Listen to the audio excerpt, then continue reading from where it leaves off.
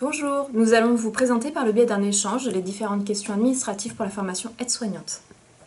Quand puis-je m'inscrire à la formation aide-soignante? À ce jour, nous ne connaissons pas les dates d'inscription à la sélection aide-soignante. Si vous le souhaitez, vous pouvez nous communiquer par le biais d'un mail ou par téléphone votre adresse mail en nous envoyant un mail à l'adresse suivante secrétariat.ifas@le-6saint-nazaire.fr. Dès que nous aurons connaissance des dates, nous vous en ferons parvenir par mail.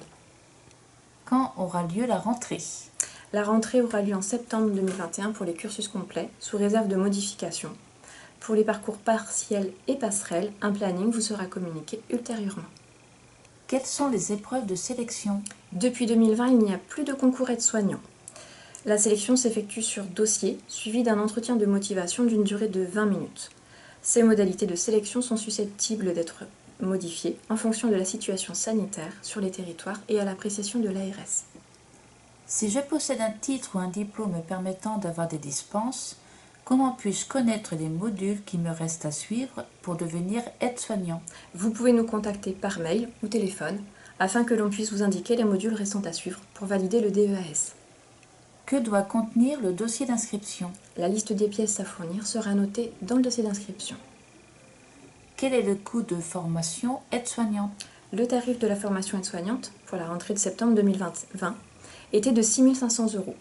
Mais la formation peut être prise en charge par la région pour les personnes en poursuite de scolarité et les demandeurs d'emploi.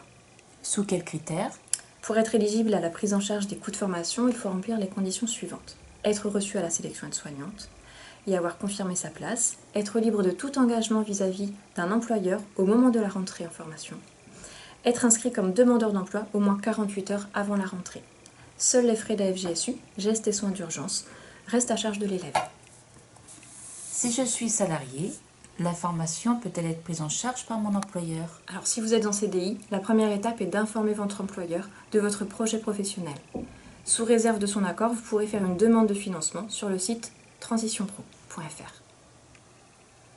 Les candidats en reconversion professionnelle ou en CDI dont le financement n'a pas pu être pris en charge par l'employeur, nous vous invitons à vous renseigner sur le site de transitionpro.fr et d'appeler aussi votre conseiller Pôle emploi au 39 49. Est-on rémunéré durant la formation?